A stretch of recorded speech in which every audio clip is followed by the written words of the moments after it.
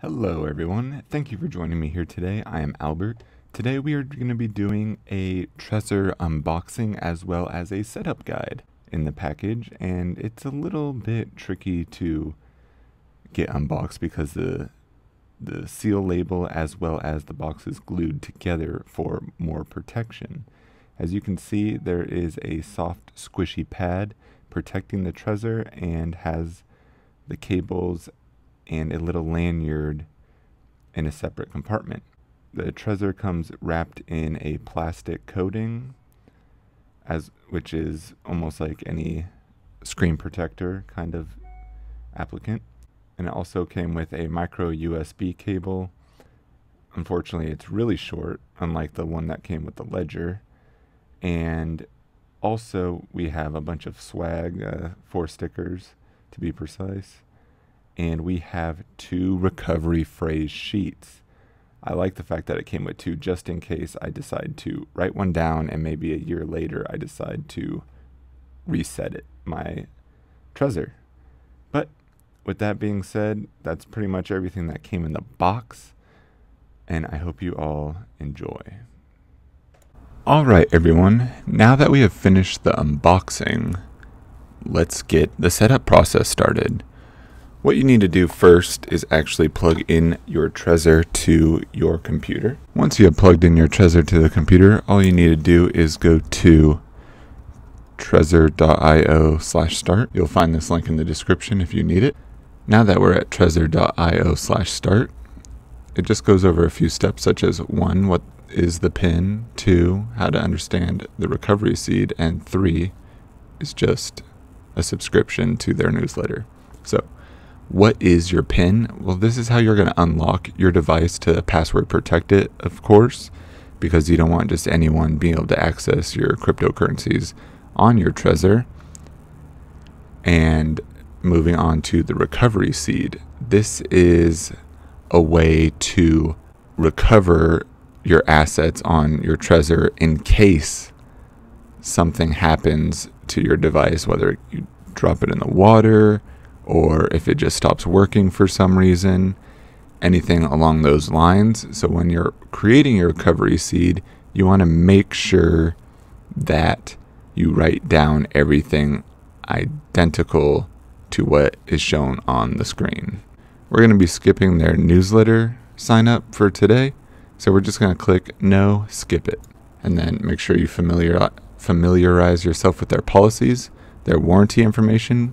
You can click that if you so choose. So I say done, let's go. Loading Trezor wallet. So because this is the first time I'm using the Trezor, I'm obviously going to have some firmware installations that I need to install. So I'm going to be updating my Trezor real quick. Update was successful. Please reconnect your device now. So what you need to do is unplug your device and plug it back in. Alright, so I'm just going to be creating a very easy Trezor, and I'm going to be resetting it after this tutorial so I can show you guys all the complete guide. So what are we going to name this device? Let's name it Dash Example. And then there's a little asterisk at the bottom. No worries, you can always change it. So once you name your device, click continue, and now enter your PIN.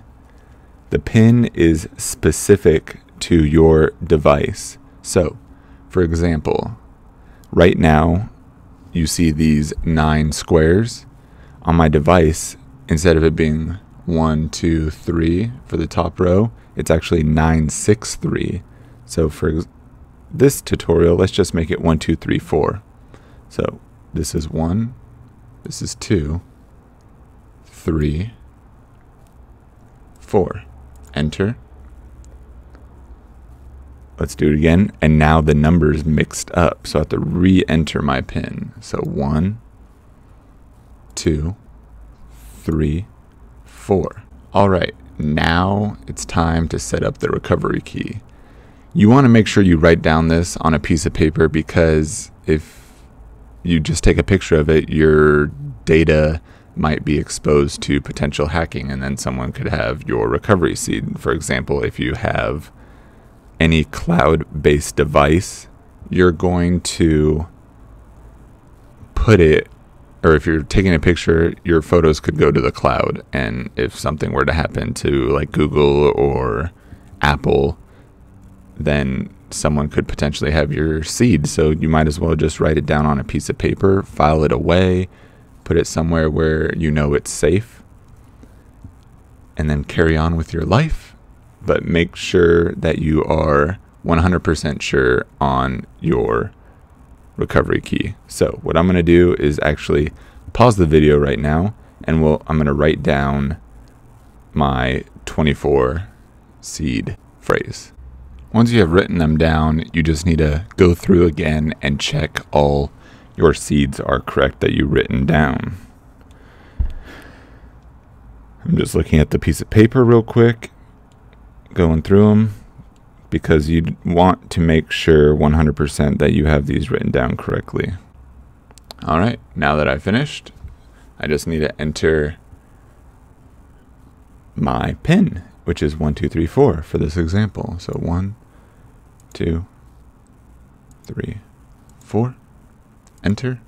All right, so that was essentially the hardest part, just writing down all the recovery phrase.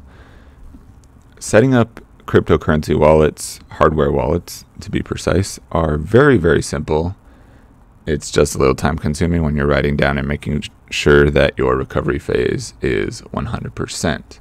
So by default, we have the Bitcoin wallet, and already integrated into the Trezor is Bitcoin Cash with the latest firm, Dash, Litecoin, Zcash, Ethereum, and Ethereum Classic.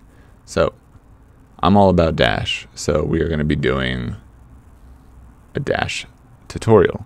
So next to your name of your hardware wallet, so the little cog gear allows you to edit basic device names, such as your label, and to change your PIN.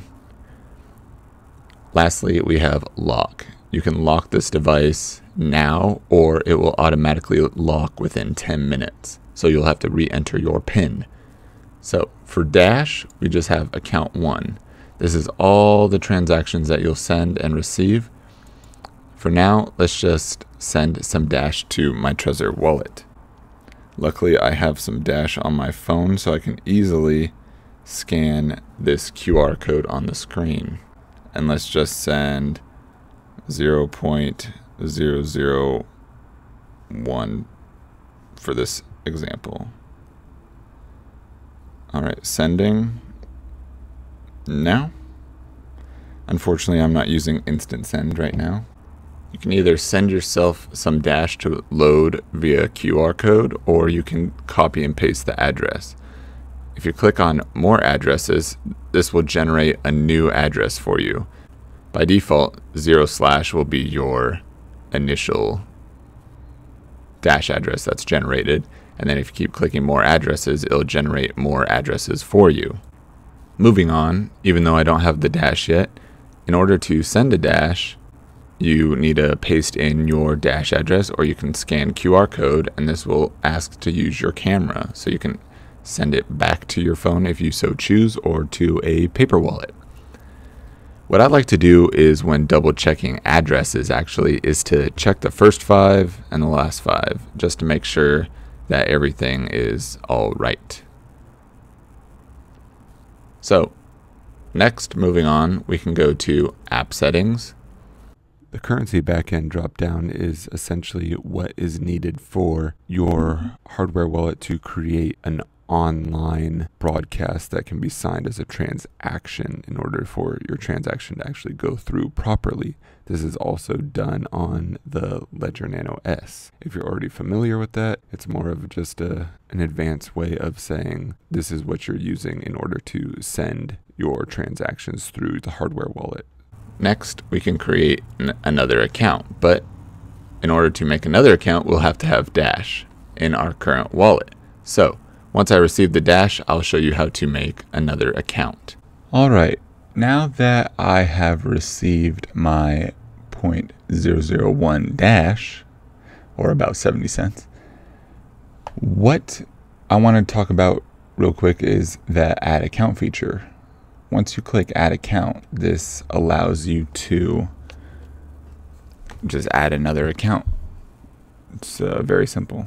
Let me log in with my PIN real quick. All right, see, all you had to do is click add account and it generated a new account. So essentially you can have account 1 as your savings account and 2 your alternate savings account, or whatever you so choose to identify it as. Next, and the final thing I want to really go over real quick is the Send tab. Sorry, we are jumping all over the place a little bit.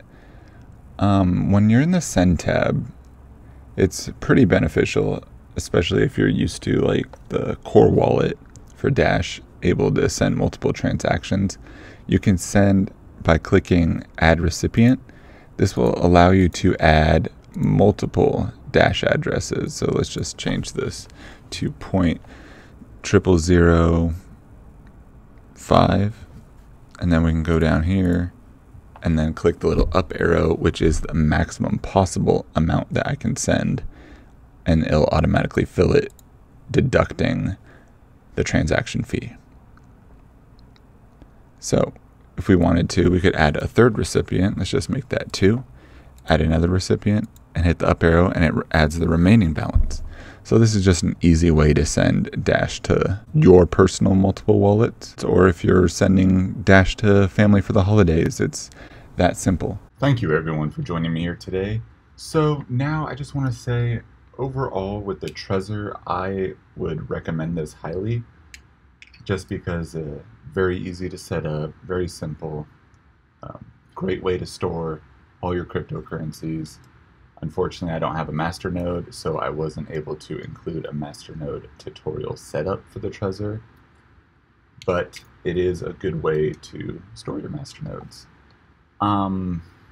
Overall, yeah, I would recommend any form of hardware wallet for your specific cryptocurrency preference. It just depends on if you want the KeepKey, the Trezor, or the Ledger Nano S. So just personal preference. I haven't used the KeepKey yet, but in due time.